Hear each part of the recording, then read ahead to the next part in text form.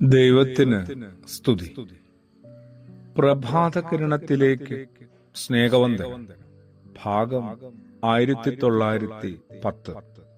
ഇന്ന് മാർച്ച് മാസം 24-ാം തീയതി, 83-ാമത്തെ ദിവസത്തിലെത്തി. കനാന്യ സ്ത്രീയോടൊപ്പമായിരുന്നു ഇന്നലെ പുലരിയിൽ നമ്മൾ.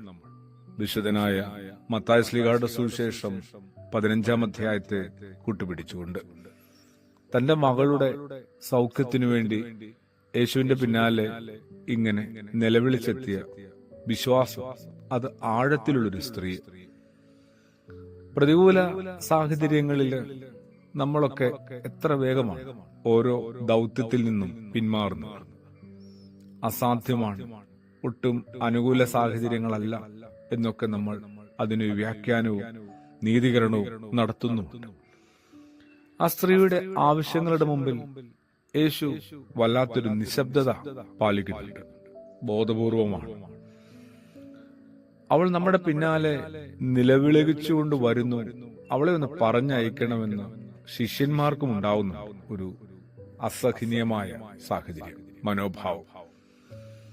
ഇതൊന്നും ആ സ്ത്രീയെ അവളുടെ വിശ്വാസത്തിൽ നിന്ന്, അവളുടെ ആവശ്യത്തിൽ നിന്ന് പിന്മാറ്റുന്നില്ല.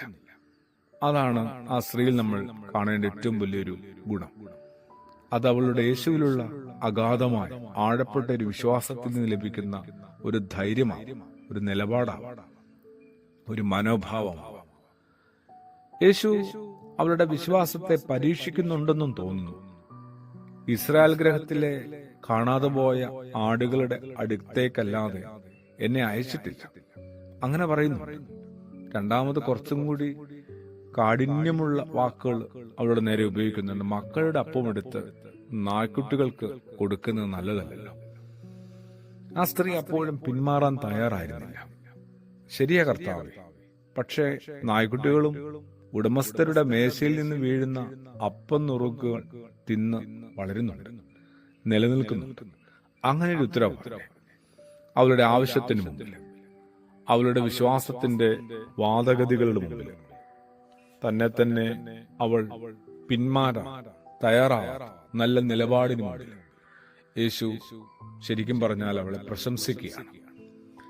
നമ്മളുടെ ജീവിതത്തിൽ പ്രതികൂല സാഹചര്യങ്ങൾ, ഒരുപാട് പോരാട്ടങ്ങൾ, സമ്മർദ്ദങ്ങൾ, നിരുത്സാഹപ്പെടുത്തലുകൾ, രോഗവും പ്രയാസവും ഒക്കെ ഇല്ലാതെ നമ്മളെ ചുറ്റി വലിഞ്ഞു മുറുക്കുമ്പോൾ വിശ്വാസത്തിൽ എത്ര വേഗമാണ് പതറിപ്പോകുന്നത്.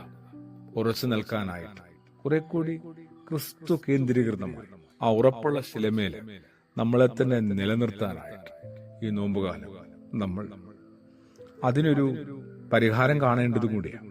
ഈ സ്ത്രീ നല്ലൊരു മാതൃകയാണ്. വിശ്വാസത്തോടെ യേശുവിന്റെ അടുക്കൽ വരുന്ന ഏവരെയും അവിടുന്ന് രക്ഷിക്കുന്നു, സ്വീകരിക്കുന്നു എന്നുള്ളതാണ്. നമുക്കും ആ സന്നിധിയിലേക്ക് ആഴമുള്ള വിശ്വാസത്തോ പതറാത്ത നിലപാടുകളോടുകൂടി പ്രത്യാശയോടുകൂടി എത്താം. ആമേൻ.